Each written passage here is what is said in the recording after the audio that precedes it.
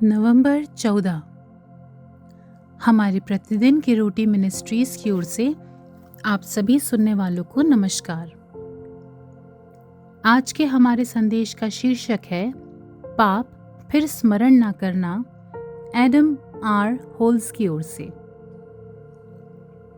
आज के हमारे पवित्र शास्त्र का भाग है यिर्मयाह 31 अध्याय 27 से लेके 34 आयत तक। देख, यहोवा की ये वाणी है कि ऐसे दिन आने वाले हैं जिनमें मैं इज़राइल और यहूदा के घरानों के बाल बच्चों और पशु दोनों को बहुत बढ़ाऊंगा। जिस प्रकार से मैं सोच सोच कर उनको गिराता और ढाता, नष्ट करता, काट डालता और सत्यानाश ही करता था, उसी प्रकार से मैं अब सोच सोच कर उनको रोपूंगा और बढ़ाऊंगा। यहोवा की यही वाणी है। उन दिनों में वे फिर ना कहेंगे, पुरखा लोगों ने तो जंगली दाख खाई, परंतु उनके वंश के दांत खट्टे हो गए हैं।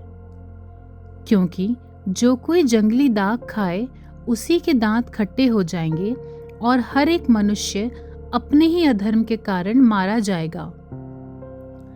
फिर यहोवा की ये भी वाणी है, सुन, ऐसे दिन आने वाले हैं जब मैं इज़राइल और यहूदा के घरानों से नई वाचा बांधूंगा। वो उस वाचा के समान ना होगी जो मैंने उनके पुरखाओं से उस समय बांधी थी जब मैं उनका हाथ पकड़कर उन्हें मिस्र देश से निकाल लाया। क्योंकि यद्यपि मैं उनका पति था तो भी उन्होंने मेरी वो वाचा तोड़ डाली। परंतु जो वाचा मैं उन दिनों के बाद इज़राइल के घराने से बांधूंगा वो ये है, मैं अपनी व्यवस्था उनके मन में समवाऊंगा और उसे उनके हृदय पर लिखूंगा, और मैं उनका परमेश्वर ठहरूंगा और वे मेरी प्रजा ठहरेंगे। यहोवा की ये वाणी है। तब उन्हें फिर एक दूसरे से ये ना कहना पड़ेगा कि यहोवा को जानो, क्योंकि यहोवा की ये वाणी है, छोटे से लेकर बड़े तक सब के सब मेरा ज्ञान रखेंगे, क्योंकि मैं उनका अधर्म क्षमा करूंगा और उनका पाप फिर स्मरण ना करूंगा।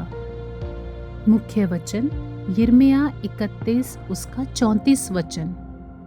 मैं उनका अधर्म क्षमा करूंगा और उनका पाप फिर स्मरण ना करूंगा। जब मैं अपने दादाजी की गाड़ी चला रहा था, मैंने बर्फ को देखा नहीं पर महसूस किया। गाड़ी फिसली और 3 मोड़ के बाद हवा में उड़ गई, बांध से कुछ 15 फीट दूर। मुझे याद है कि मैंने सोचा था कि ये बहुत बढ़िया होता अगर मैं मरने वाला नहीं होता। एक पल बाद गाड़ी खड़ी ढलान में जा गिरी और नीचे लुढ़क गई। मैं कुचली हुई गाड़ी से बाहर रेंग कर आया, बिना किसी चोट के। 1992 की दिसंबर की सुबह ट्रक पूरी तरह जलकर खाक हो गया। परमेश्वर ने मुझे बचा लिया था। लेकिन मेरे दादाजी के बारे में क्या? वो क्या कहेंगे? दरअसल उन्होंने ट्रक के बारे में एक शब्द नहीं कहा, एक भी नहीं। कोई डांट फटकार नहीं थी, कोई पुनर्भुगतान योजना नहीं थी, कुछ भी नहीं था, बस माफी और दादाजी की मुस्कान कि मैं ठीक था।